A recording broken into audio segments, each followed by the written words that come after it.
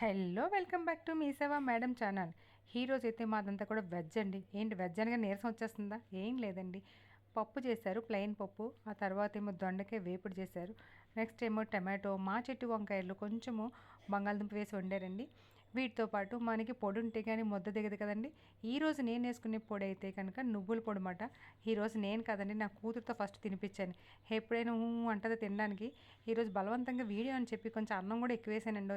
చూసారు కదా, పొడి వేసుకొని ఫస్ట్ 2 ముద్దలు తినమన్నాను. ఏంటి అవన్నీ తినేస్తుంది అనుకున్నారా? అబ్బే సమస్య లేదండి.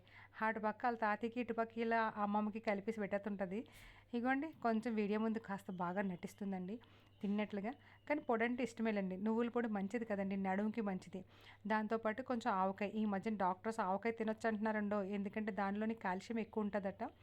అందుగురించి ఎక్కువ అంటే మరీ ఎక్కువ తినేస్తే బీపీ వచ్చేస్తుందండి. కొంచెం మాట అలా ఒక పీస్. ఇలా మాది అయిపోయింది మాట ఈరోజు.